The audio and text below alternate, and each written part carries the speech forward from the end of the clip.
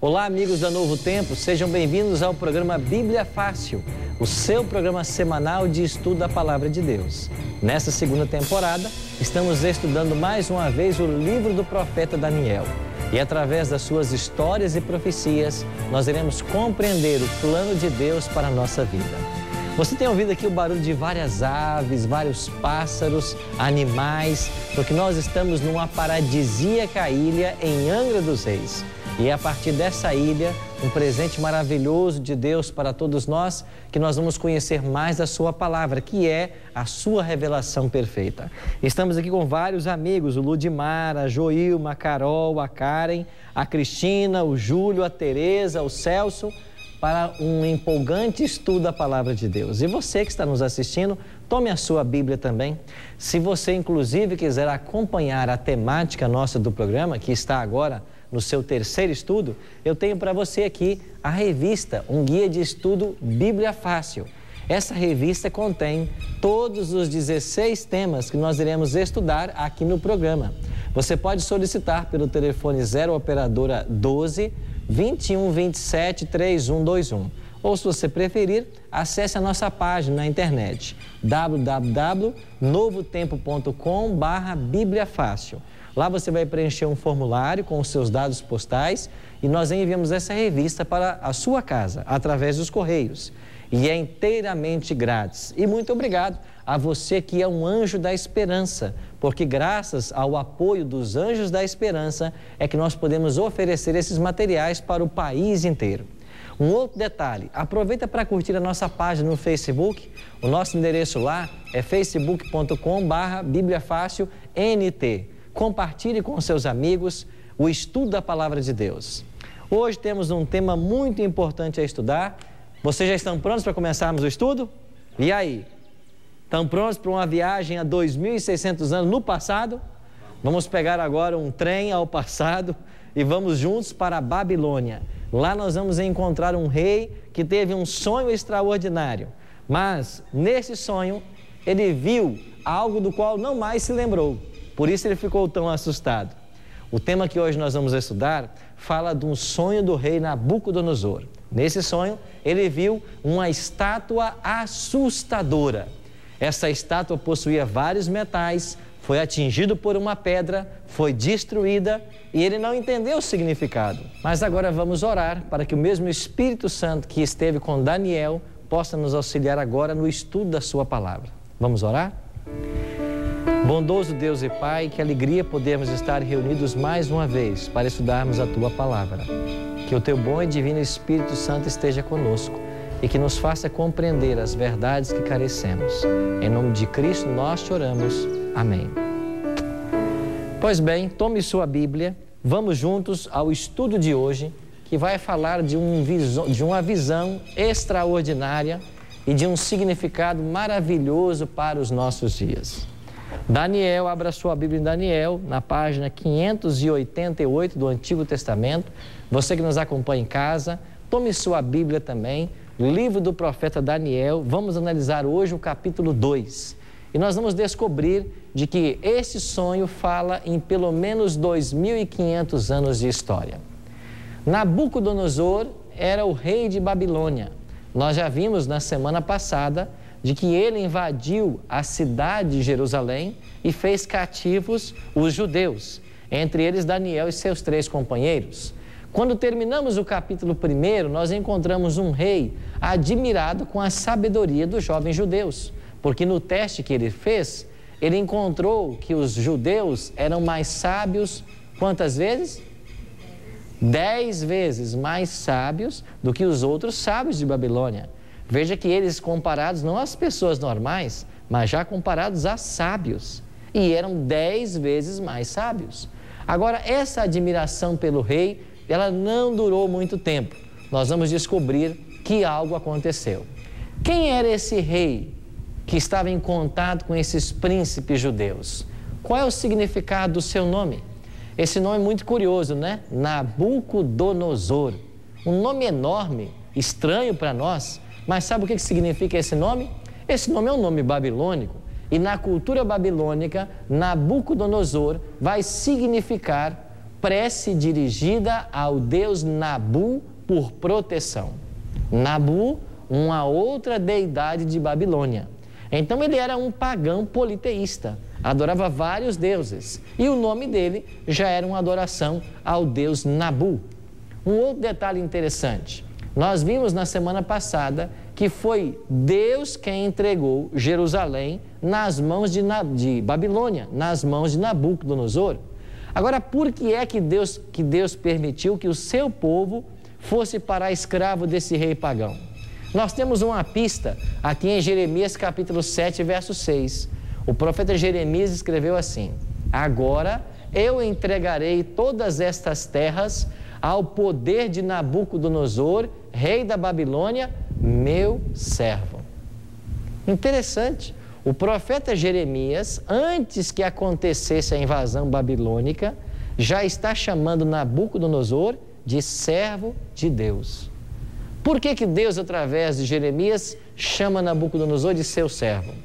Porque ele queria usar a Nabucodonosor para beneficiar o seu povo. Por isso que Deus permitiu que ele escravizasse seu povo.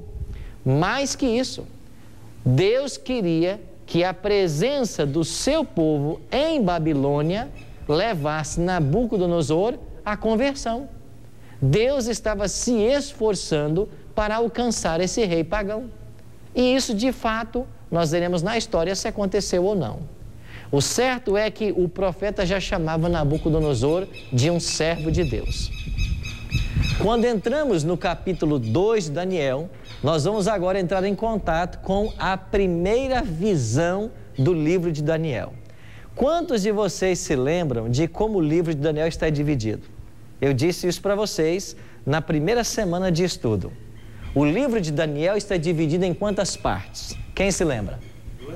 Duas partes. Qual é a primeira parte? Nós chamamos de quê? Histórica. E a segunda parte? Profética. Só que dentro da parte histórica, os primeiros 6 capítulos, há uma profecia, o capítulo 2. E dentro da parte profética, há uma história, o capítulo 9. Você entendeu? Então, é uma mesclagem perfeita de história e profecia. Então, no livro de Daniel, nós temos ao todo 4 visões. O capítulo 2 registra a primeira visão. Então, tome a sua Bíblia e vamos ler agora Daniel capítulo 2, nessa primeira visão. Olha para os versos 1 e 2. No segundo ano do reinado de Nabucodonosor, teve este um sonho.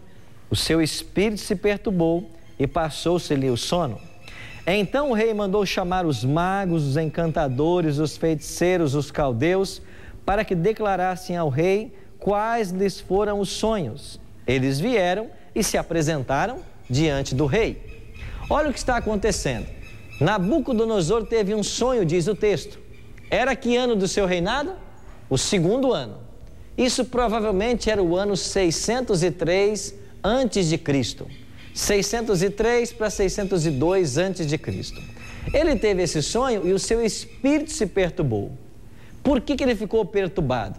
Porque na cultura babilônica, você ter um sonho e se esquecer dele era um presságio ruim. Porque o sonho era uma das formas com que os deuses procuravam se comunicar com as pessoas. E quando você sonhava e não se lembrava mais, era um indício de que os deuses não estavam satisfeitos com você. E uma vez que eles atribuíam a esses deuses a vida, o poder, a riqueza, ele começou a temer pelo reino. Por isso ele ficou perturbado. E ele mandou chamar quem? A Bíblia diz que ele mandou chamar os magos, os encantadores, os feiticeiros e os caldeus. Quem é esse grupo? Eram sábios que ficavam junto ao rei para ajudá-lo na administração dos negócios do reino.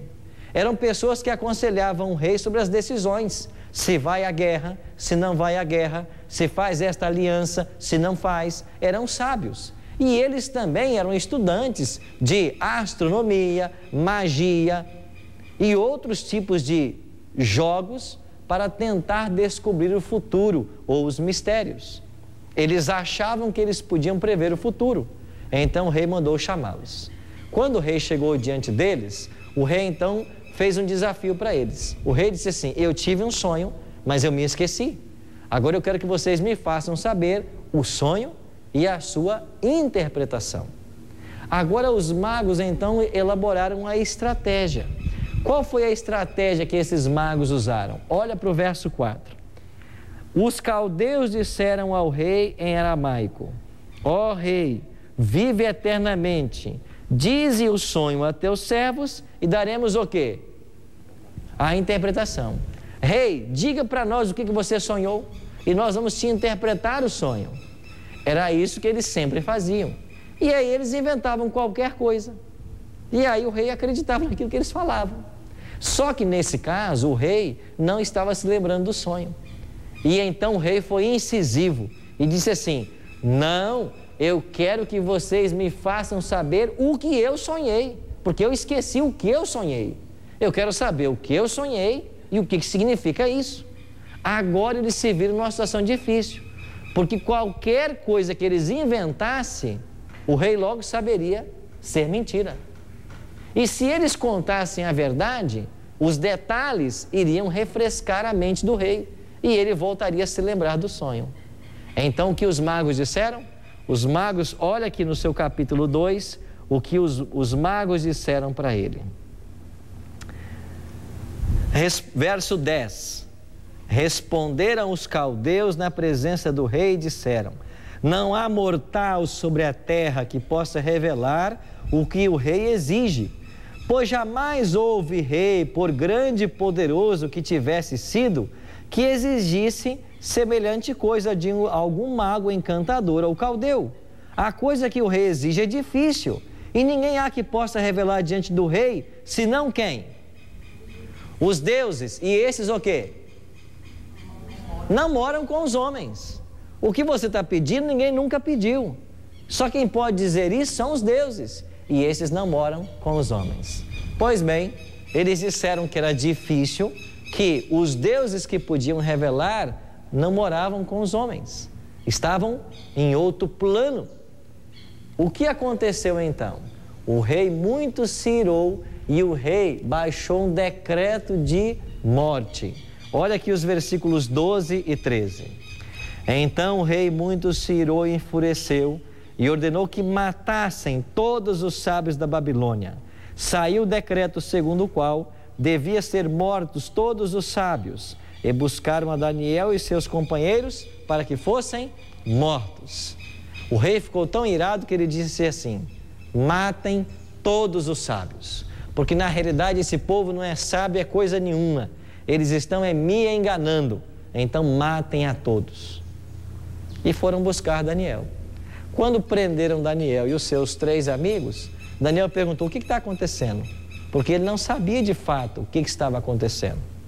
Então disseram: não, você vai ser morto, porque você é um sábio também. Lembra que eles haviam passado no teste? No capítulo 1? Eles já estavam assistindo junto ao rei, porque agora nós estamos no 2º ano do reinado de Nabucodonosor. Sim, amigo. Tanto que eles estavam, que foi considerado como 10 vezes mais sábios, né? Exatamente. Então, o fato deles estarem lá agora como sábios implicava que eles também interpretassem o sonho, só que eles não foram chamados à presença do rei.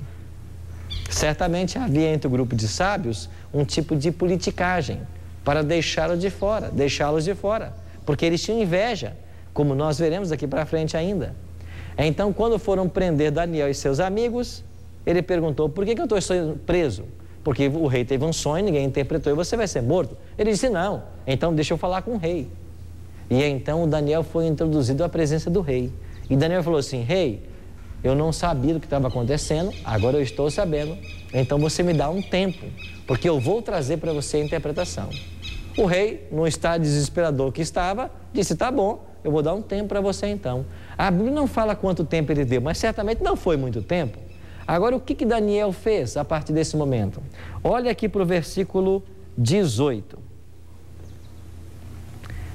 Verso 17 melhor, Daniel 2,17. Então Daniel fez saber o caso a Ananias, Misael e Azarias, seus companheiros, verso 18, para que pedissem misericórdia ao Deus do céu sobre este mistério, a fim de que Daniel e seus companheiros não perecessem com o resto dos sábios de Babilônia. Verso 19. Então foi revelado o mistério a Daniel numa visão de noite. E o que fez Daniel? O que ele fez? Bendisse ao Deus do céu. O mistério foi revelado. E quando esse mistério foi revelado, o que Daniel fez? Ele bendisse o Deus do céu. No momento de crise, Daniel foi orar. Quando ele foi ameaçado de morte, ele reuniu seus amigos e foi orar. Sabe que nós devemos agir como Daniel?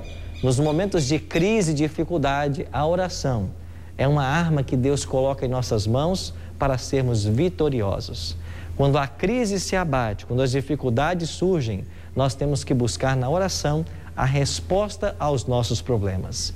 E assim como Deus ouviu a oração desses 4 jovens, Ele vai ouvir também a nossa oração.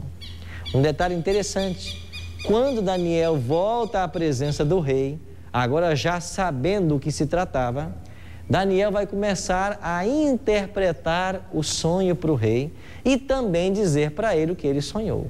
Olha no verso 36, Daniel 2, verso 36. Daniel se apresentou diante de Nabucodonosor e disse assim, Daniel 2, 36. Este é o sonho e também a sua interpretação diremos ao rei. E Daniel começou a dizer assim, ó rei, tu estavas olhando no teu sonho e eis que o Senhor viu uma grande e terrível estátua. Essa estátua tinha a cabeça de ouro, os peitos e braços de prata, o quadril de bronze, as pernas de ferro e os pés em parte de ferro e em parte de barro. Enquanto você olhava para essa estátua, uma pedra foi arrancada sem auxílio de mãos e atingiu os pés da estátua e esmiuçou o ferro, o bronze, a prata e o ouro. Mas esta pedra cresceu e encheu toda a terra. E quando Daniel começou a contar o que o rei havia sonhado, a memória dele foi refrescada. E ele disse, Daniel, é isso mesmo, foi isso que eu sonhei. Você está certo, eu vi essa estátua, era uma estátua assustadora, de metais, eu vi essa pedra, mas o que significa tudo isso? E Daniel disse assim, calma rei, nós também vamos dizer para você qual é a interpretação, o que isso significa. E então Daniel começa agora a interpretar o sonho da estátua. Daniel diz assim para o rei no versículo 38, tu, ó rei, és a cabeça de ouro. Essa estátua com a cabeça de ouro representa o Senhor. Representava então Babilônia. Depois de ti se levantará um reino inferior ao teu. Assim como a prata é inferior ao ouro, o reino que vai se levantar depois de Babilônia será inferior a ela. Depois dela se levantará ainda um terceiro reino de bronze, o qual terá domínio sobre toda a terra. Assim como o quadril de bronze é inferior ao peito e braços de prata, esse terceiro reino será inferior, mas ele vai dominar o mundo inteiro. E ainda vai se levantar um quarto reino, que será forte como ferro, que quebra todas as coisas. Agora, nos dias desse quarto reino, o Deus do céu suscitará um reino que jamais passará. Interessante que, olhando assim para a estátua, nós percebemos de que a história da humanidade foi ali mostrada para todos nós.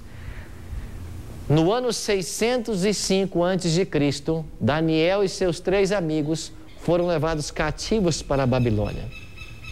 Nós já aprendemos aqui que foi no ano 605 que Babilônia venceu o Egito na Batalha de Carquemes e ela conseguiu seu apogeu mundial. Babilônia dominava no mundo inteiro e o grande rei de Babilônia era Nabucodonosor. Agora ele disse assim na profecia, depois de ti vai se levantar um outro reino inferior ao teu. Qual foi o reino que veio substituir ao reino de Babilônia. Nabucodonosor reinou em Babilônia por 43 anos. Durante 43 anos ele reinou em Babilônia.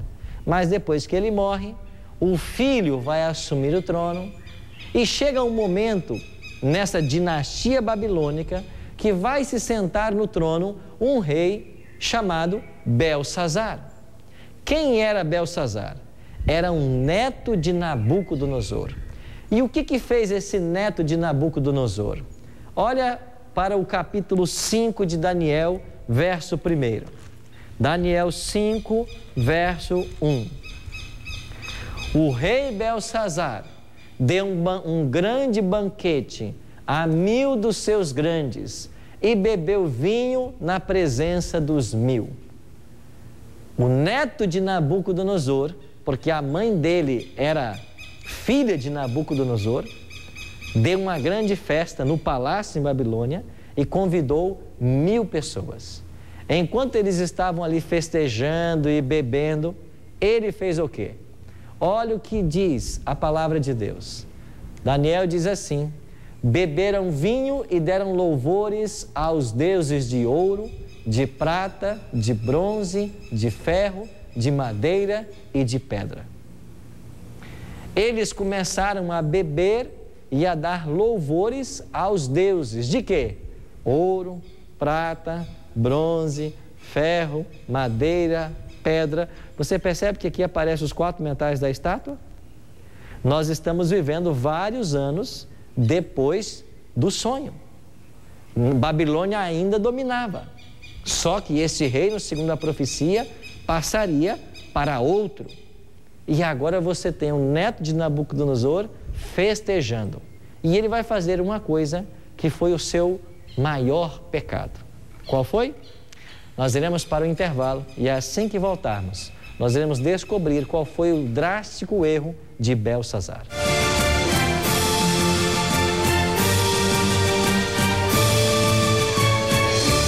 Um dia, diz a profecia, todo joelho vai se dobrar diante de Cristo, ricos e pobres, salvos e perdidos também. Só que os perdidos vão se dobrar reconhecendo que Ele foi justo, mas não há mais esperança, porque eles no tempo oportuno não se dobraram. Então meu apelo para você hoje é que você se dobre agora, enquanto há chance. Vamos nos prostrar diante desse Deus.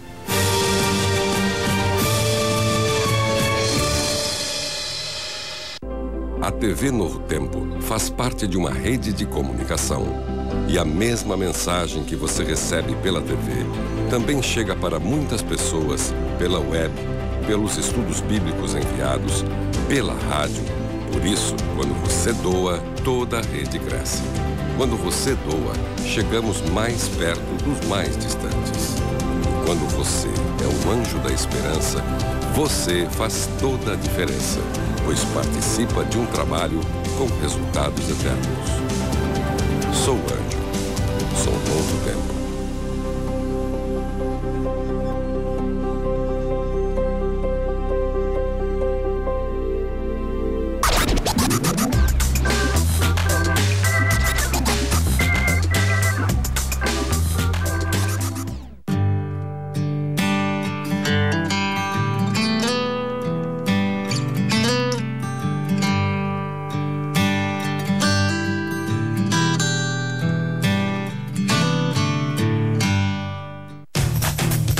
Ela está sempre com o Renato.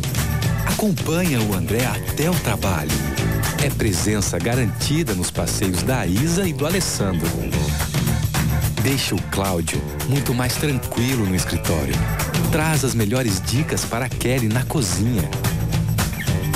Tem música o dia inteiro para o Leandro. Até mesmo quando a Joyce vai pagar algumas contas, ela não está sozinha. No futebol, então, não perde uma partida com o Veríssimo. E enquanto o ônibus não chega, a Patrícia espera sossegada. Em todos os momentos, Rádio Novo Tempo, sua melhor companhia. Rádio Novo Tempo.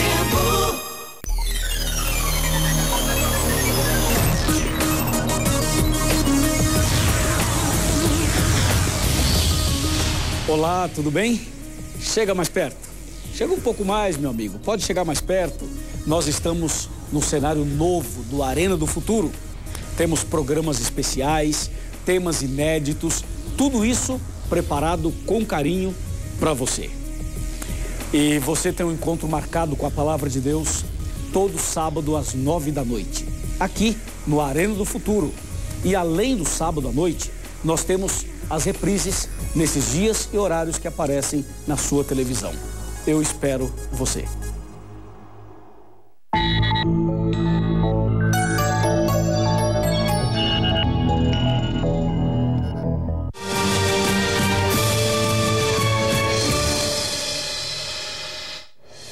Olá, amigos da Novo Tempo, estamos de volta e essas lindas imagens que você está vendo aqui na ilha em Angra dos Reis, o nosso cinegrafista Nério está fazendo. Nós estamos aqui no meio de um cenário paradisíaco, uma bela natureza que Deus criou e aqui estamos aprendendo mais a respeito do livro do profeta Daniel. No capítulo 2, nós estamos aprendendo de que o neto de Nabucodonosor, Belsazar, ele dominava no trono de Babilônia, ele deu uma festa para 1000 convidados, mas já depois de estar bêbado devido ao uso do vinho, ele vai cometer o grande e maior erro da sua vida. E você que está em casa nos acompanhando, e vocês aqui também no nosso estúdio, eu queria convidar você a ler Daniel 5, verso 2. Olha o que fez o neto de Nabucodonosor. Daniel 5, verso 2. Enquanto Belsazar bebia e apreciava o vinho, mandou trazer os utensílios de ouro e de prata que Nabucodonosor, seu pai, tirara do templo que estava em Jerusalém, para que neles bebessem o rei, os seus grandes e as suas mulheres e concubinas. Sabe o que fez esse neto de Nabucodonosor? Você se lembra que quando Nabucodonosor, no capítulo 1, invadiu Babilônia, ele levou para Jerusalém os utensílios do templo? Esses utensílios eram vasilhas que se usavam no serviço do ritual do santuário. Eram vasilhas que se usavam para colocar, para se banhar, para colocar incenso e outras coisas. Essas vasilhas eram sagradas, porque haviam sido consagradas a Deus para uso no templo de Salomão. E agora estavam na casa de Marduk, o deus babilônico. Mas mesmo Nabucodonosor, tendo trazido esses vasos sagrados para o seu templo em Babilônia, ele não ousou mexer nesses vasos. Mas agora o neto dele faz o quê? Manda trazer os vasos para beber vinho nesses vasos. Isto foi o ato final da história desse homem. Ele blasfemou contra o Deus do céu, duvidando de que o Deus de Israel poderia fazer alguma coisa com eles. E enquanto eles estavam bebendo nesses vasos, algo extraordinário aconteceu. Olha o que diz o texto sagrado. Daniel 5, 24 e 25. Daniel 5, 24 e 25. Diz assim: Então da parte dele foi enviada aquela mão que traçou esta escritura. Esta, pois, é a escritura que se traçou: Mene, Mene, Tekel e Parsim. Sabe o que aconteceu? Enquanto eles estavam bebendo nos vasos sagrados, apareceu uma mão misteriosa e escreveu na caiadura da parede no Palácio Real: Mene, Mene, Tekel e Parsim. Ninguém entendeu o significado dessas palavras. Elas não diziam nada para eles, mas o rei sentiu que era um presságio terrível. E ele teve muito medo. E ele mais uma vez fez o quê? Mandou chamar os magos. A história se repetiu mais uma vez. Ele mandou que os magos fossem chamados, mas os magos nada puderam fazer, mais uma vez. Aí a mãe dele, que era filha de Nabucodonosor, disse assim: Nos dias do teu pai, havia aqui em Babilônia um jovem que interpretava sonhos. O nome dele era Daniel e ele ainda está aí. Sabe quantos anos já haviam se passado? Sabe em que ano foi esse evento? no ano 539 a.C. Esta mão que escreveu na parede no dia desta festa no palácio aconteceu no ano 539 a.C. Isso quer dizer que Daniel foi levado para a Babilônia em 605, então já faziam pelo menos 66 anos que Daniel estava ali. E se Daniel foi levado para lá com mais ou menos 18 anos de idade, Daniel já estava com quase 90 anos. Entrou esse Daniel com quase 90 anos e começou a interpretar a Escritura. E Daniel disse assim: sabe o que isso significa, rei? Esta é a interpretação daquilo. Mene, contou Deus o teu reino e deu cabo dele. Tekel, pesado foste na balança e achado em falta. Pérez, dividido foi o teu reino e dado aos medos e os persas. Daniel 5, 26 a 28. Sabe o que Daniel disse para o rei Belsazar? Você agiu mal. O teu pai, aqui aparece a palavra pai, mas na realidade o pai aqui é o ancestral. Não é o pai biológico, é o ancestral. O teu pai, que na realidade é teu avô, né? Ele andou nos caminhos do Senhor. Ele reverenciou o Deus do céu. Até fez um decreto.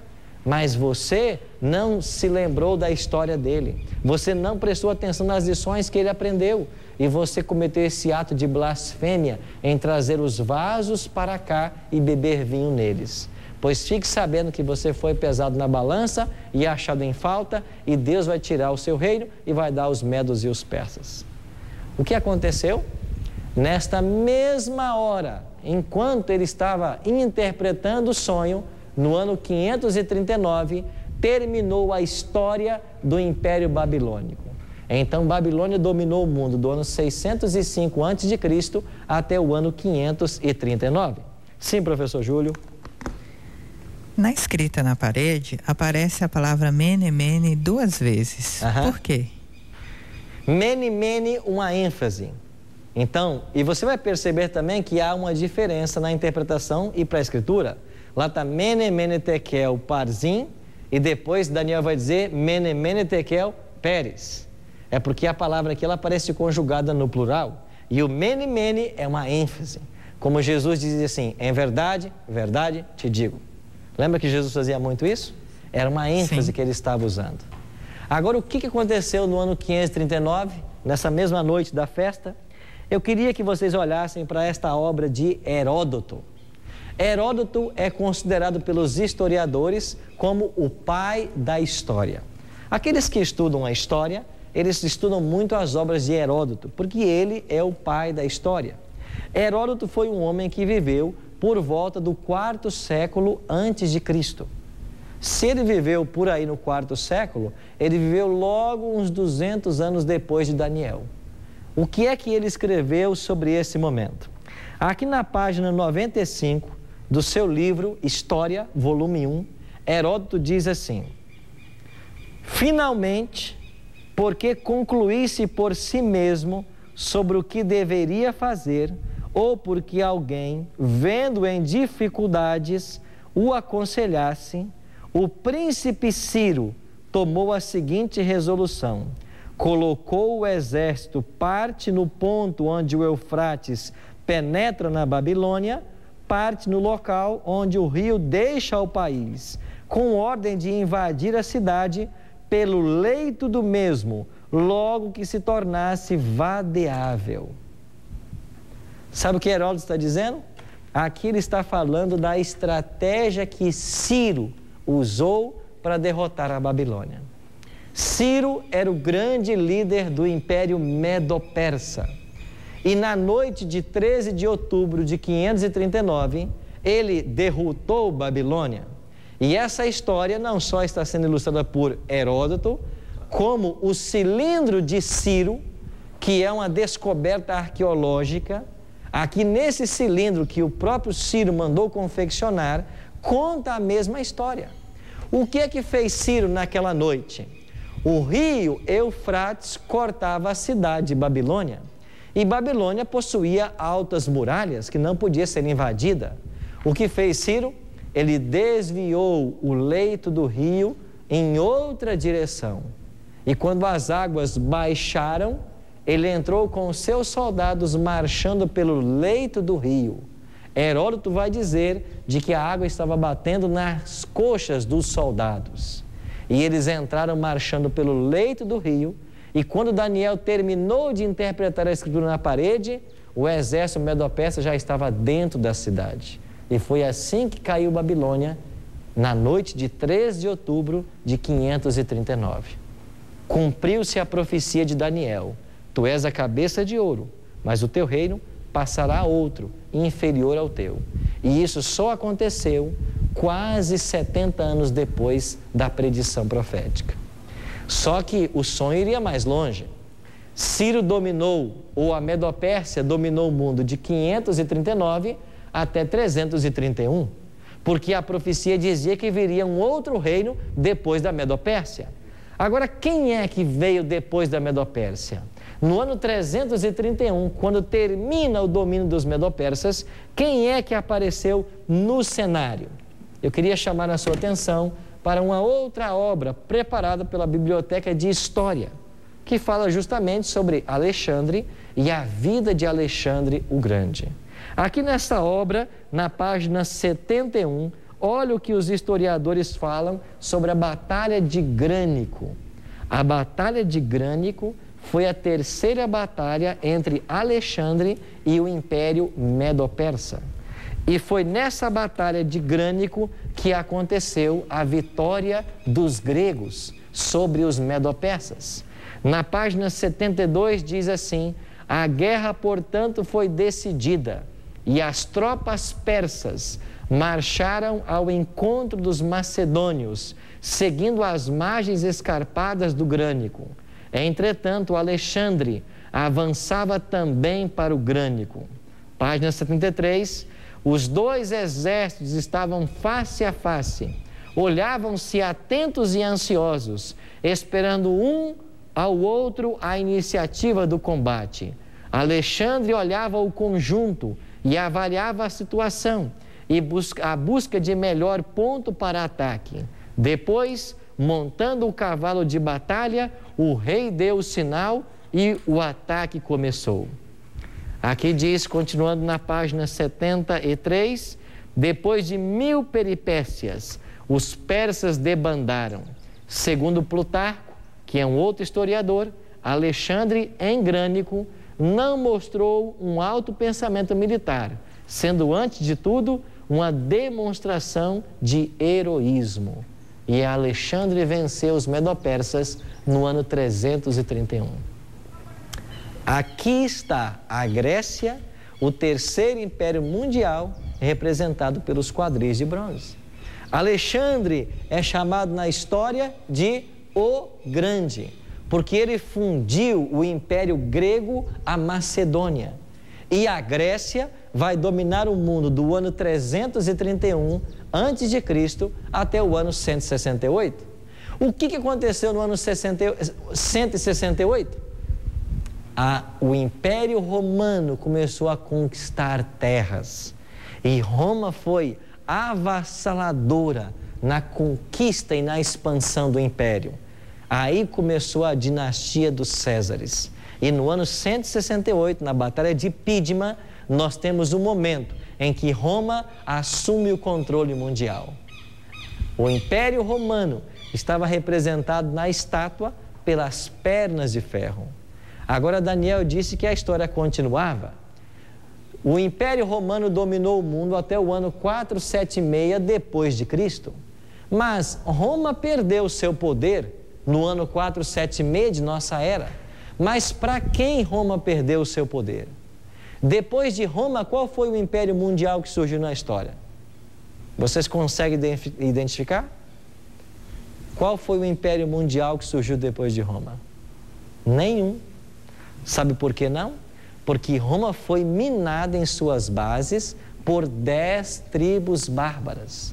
Assim como os pés da estátua tinham 10 artelhos, Roma, segundo um grande historiador do século XVIII, Edward Gibbon, ele ensina na sua obra a história e o declínio e queda do Império Romano, que dos anos 352 a 476, as tribos bárbaras invadiram a Itália e minaram o Império Romano. E no ano 476 cai Rômulo Augusto, que foi o último imperador de Roma Ocidental.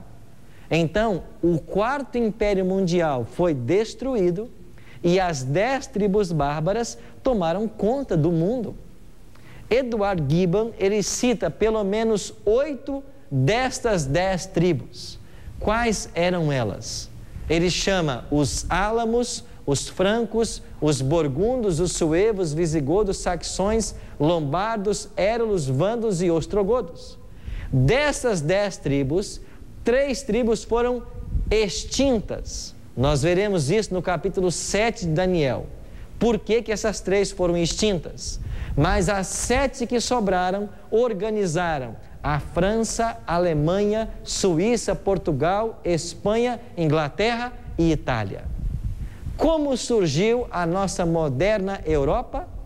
Ela é o resultado das tribos bárbaras que destronaram Roma no quinto século. Agora lembra do sonho lá? O que acontecia na continuidade do sonho? Olha para o versículo 45. O que aconteceria nos dias dos pés da estátua? Daniel 2:45. Passados os impérios mundiais, Babilônia, Medopérsia, Grécia e Roma, o que aconteceria nos dias dos pés da estátua? Daniel 2:45 diz assim: como vistes que do monte foi cortada uma pedra sem auxílio de mãos, e ela esmiuçou o ferro, o bronze e o barro, a prata e o ouro, o grande Deus fez saber ao rei o que há de ser futuramente. Certo é o sonho e fiel a sua interpretação. O que representa essa pedra que foi cortada sem auxílio de mãos? Ela representa o reino de Cristo, que virá estabelecer-se em nossos dias. Em quais dias? Nos dias desses reis. De que reis Daniel está falando quando diz nos dias desses reis? Dos reinos dos artelhos, dos reinos da Europa. Então, a profecia é clara. A Europa nunca mais vai se unificar. Nós nunca mais teremos um reino mundial soberano. Dominaram como império até Roma. Agora foi dividido. Os países modernos da Europa aí estão. E a profecia diz assim: nos dias desses reis, o Deus do céu suscitará um reino que jamais terá fim. Esse reino é o reino de Cristo. Então, quando é que Jesus volta? Jesus volta nos dias da moderna Europa. É isso que esse capítulo nos revela. Daniel falou isso no 6º século antes de Cristo. Passaram-se todos os impérios. Veio Ciro da Medopérsia, veio Alexandre da Grécia, vieram Césares de Roma. Tudo passou como a profecia indicava. Isso quer dizer que nós estamos vivendo nos últimos dias da história humana. Não haverá um quinto império mundial terrestre. Esse quinto império mundial será o estabelecimento do eterno reino de Cristo. A Bíblia é clara em dizer de que Jesus é a rocha, é aquela pedra que foi rejeitada. Essa pedra que foi rejeitada tornou-se pedra principal. E o reino que Cristo veio estabelecer não é um reino terrestre. Ele disse para as pessoas: o meu reino está dentro de vós. O meu reino não é conquistado pela força. O meu reino é conquistado pelo amor. E Cristo veio a primeira vez não para estabelecer o seu reino da glória. Ele veio estabelecer o reino da graça. E na cruz, o reino da graça foi estabelecido. Por quê? Porque o mal foi vencido. E graças ao evento da cruz, nós podemos ter vida eterna. Agora nós estamos aguardando que Ele volte para estabelecer o reino da glória. E quando Ele voltar, haverá apenas 2 grupos: aqueles que estarão prontos e aqueles que não estarão prontos. A Bíblia é clara em dizer, em Isaías capítulo 25, qual será a reação daqueles que estiverem prontos para esse dia. Eles dirão assim: eis que este é o nosso Deus, o qual aguardávamos. e Ele nos salvará. O Apocalipse também fala de qual será a reação dos perdidos. Em Apocalipse capítulo 6, dos versículos 15 a 17, eles dirão aos montes e aos rochedos: caiam sobre nós e escondei-nos da face daquele que se assenta no trono e da ira do Cordeiro, porque chegou o grande dia da ira deles. E quem é que pode suster-se? Em qual grupo você quer estar? Você quer estar naquele grupo que vai dizer: eu estou pronto, Cristo, eu quero aceitar-te como meu rei? Ou você vai estar naquele grupo que vai fugir? A nossa posição naquele dia depende de uma decisão hoje. Porque naquele dia ninguém vai decidir nada. Os casos já estarão decididos. É hoje que eu preciso decidir. E a pergunta que fica para vocês e para você que me assiste em casa é: você quer ser cidadão nesse reino que vai durar para sempre? Pense nisso enquanto você ouve essa canção.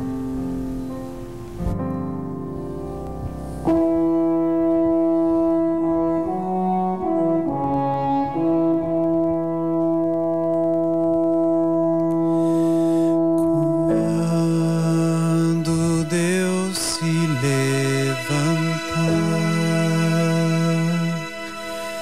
toda a terra verá sua luz. Vem em glória resgatar todo aquele que aceitar Jesus.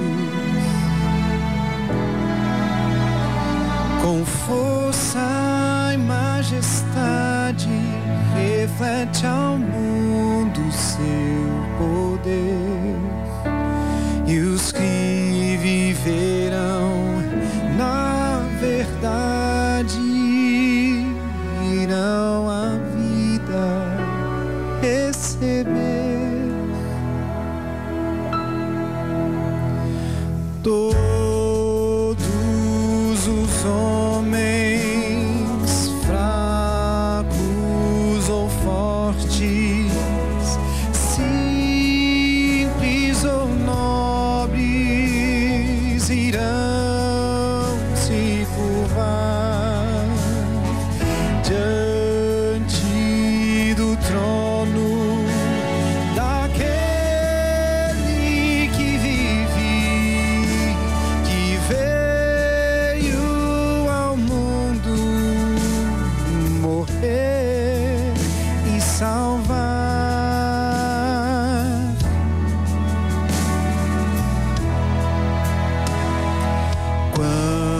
Quando Deus se levantar, todo ouvido ouvirá sua voz, sua glória mostrará, seu poder refletido em nós. A morte foi vencida, a tempestade terminou, a esperança encontra a vida e a eternidade começou.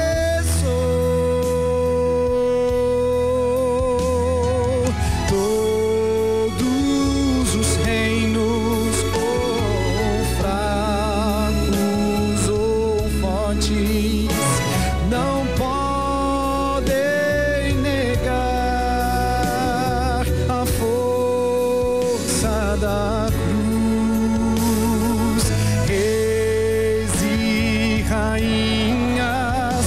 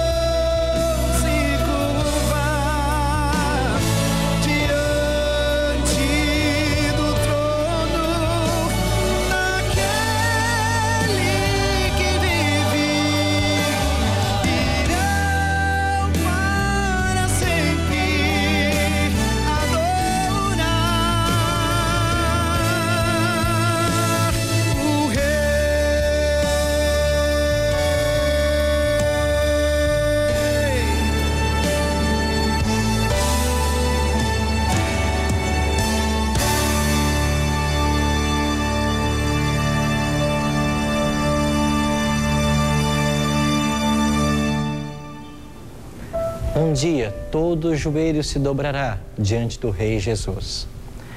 Hoje muitas pessoas chegam ao poder e governam totalmente alienadas da existência desse Deus.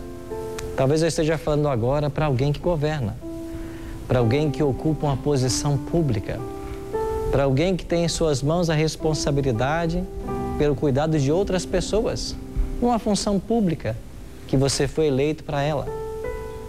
Você precisa governar com sabedoria e, mais que isso, você precisa ser súdito no reino de Cristo, porque só esse Rei dá sentido à nossa vida.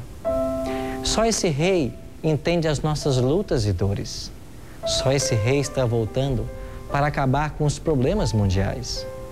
Não vai ser um G12, não vai ser uma união de países, uma nova moeda, um pacote financeiro.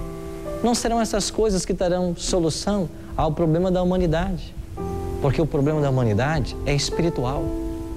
O problema da humanidade é que nós nos afastamos de Deus e queremos que as coisas deem certo. Mas esse Rei que está voltando, ele promete estabelecer um reino que jamais passará. Um reino onde todos nós seremos iguais, onde de fato a paz haverá. E sabe qual é a melhor notícia? Você não precisa aguardar até que ele chegue para desfrutar dessa paz. Você pode se apoderar dela agora. Porque aqueles que agora tornam-se cidadãos nesse reino, entregando suas vidas a Cristo, já experimentam a verdadeira paz que o céu pode oferecer. Porque a vida eterna começa agora.